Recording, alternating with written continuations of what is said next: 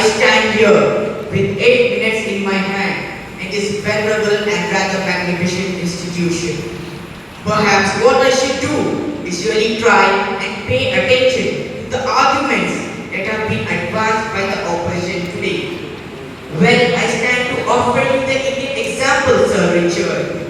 India's share of world economy when Britain arrived on its shore was 23%. By the time the British left, it was down to below 4%. Why?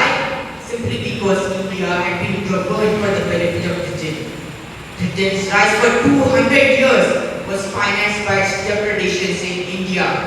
In fact, Britain's industrial revolution was premised upon de-industrialization of India. The hand of weavers, for example, famed across the world, whose products were exported around the world.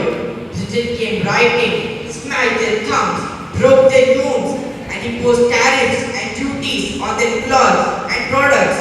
And of course, started taking the raw material from India and shifting back manufactured cloth, flooding the world's markets with what became the products of dark and satanic mills of Victoria in England.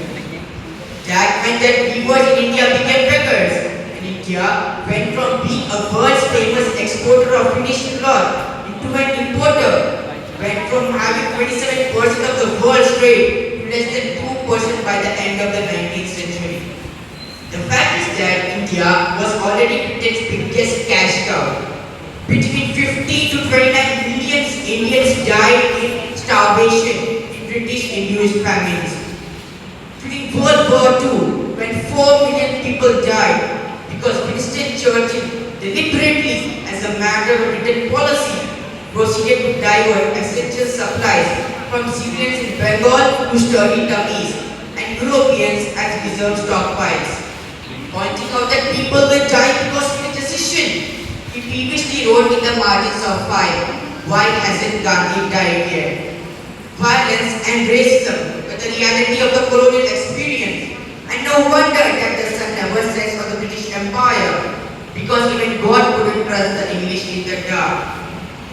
Britain's total war debt of £3 billion in 1945 money, 1.25 billion was owed to India and never actually paid. If we deny democracy, we have to snatch it, seize it from you with the greatest of reluctance.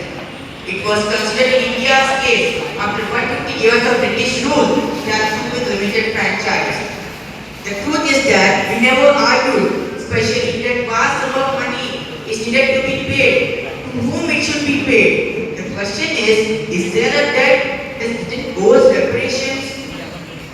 As far as I am concerned, the really to acknowledge your wrong that has been done by you, to simply say sorry, will go a far, far, far longer way than the percentage of GDP in the form of aid.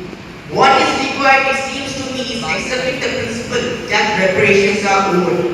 Personally, I would be quite happy if it was £1 a year for the next 200 years, after the last 200 years of the British rule in India.